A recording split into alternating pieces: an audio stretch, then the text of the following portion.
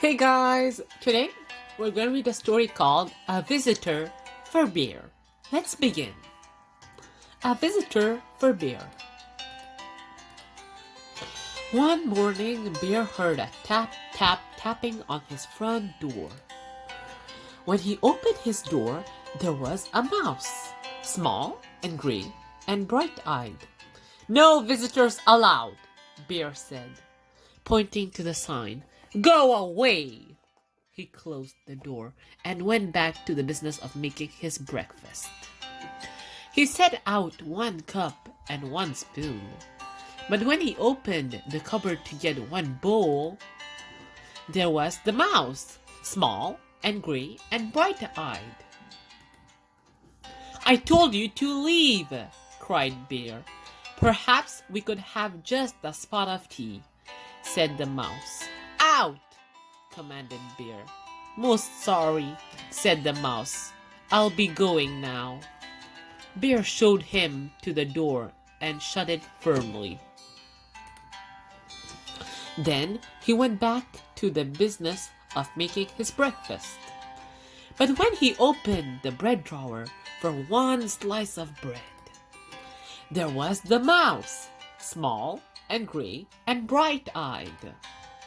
"Unbelievable," rumbled Bear. "Away with you! Vamos!"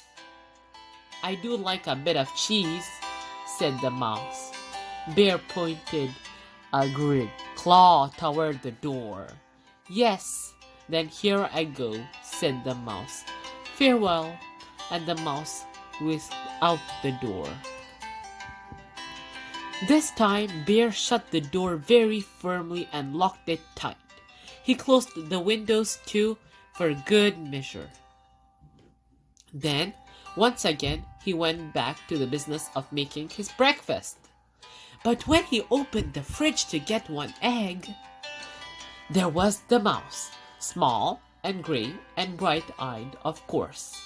"Begone!" roared Bear. A crackling fire ventured the mouse. "This is impossible, intolerable, insufferable," cried Bear, shaking with anger and disbelief. "Terribly sorry," murmured the mouse. "Now you see me, now you don't. I am gone."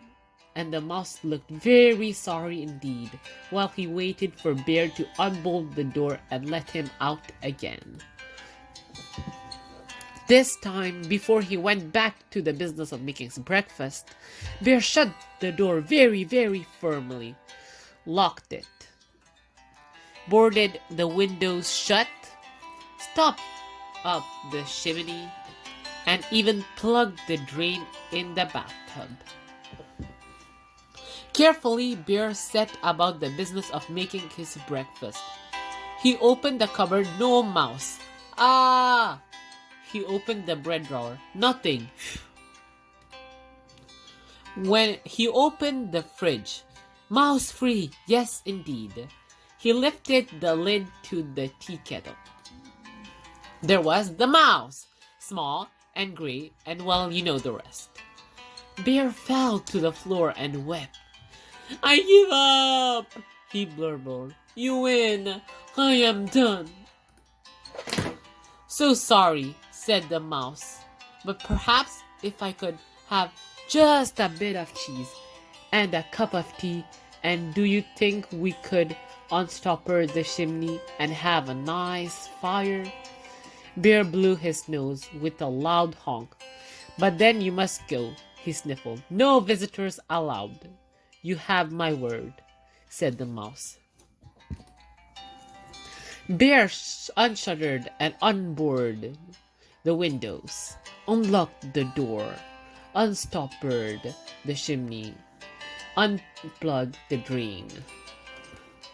He brought out 2 plates of cheese and 2 teacups, and he made a crackling fire in the fireplace for 2 sets of toes. The mouse warmed his feet and nibbled and sipped, and Bear did too. They sat for a long while.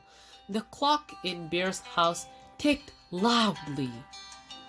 Bear cleared his throat. The mouse looked most attentive. No one had ever been most attentive to Bear.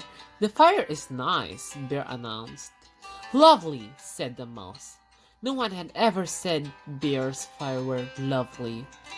"I can do a headstand," said Bear. "Very impressive," exclaimed the mouse. Bear told a joke. The mouse laughed heartily. No one had ever laughed at Bear's jokes before. Bear began to think of another joke. The mouse set down his teacup. Bear quickly lifted the teapot. "There's plenty more," he said. "So sorry," said the mouse. "Most kind, but I must be on my way." "Really? You need to go," said Bear. "I am off," said the mouse, springing up from his chair. "Wait!" cried Bear. But the mouse stepped out the door. "Toodaloo," said the mouse. "Don't go," wailed Bear, throwing his body across the path. "But I give you my word," said the mouse, pointing at the "No Visitors" sign. "Oh, that!" cried Bear, pulling down the sign and tearing it up. "That's for salesmen, not for friends." "Not for friends?"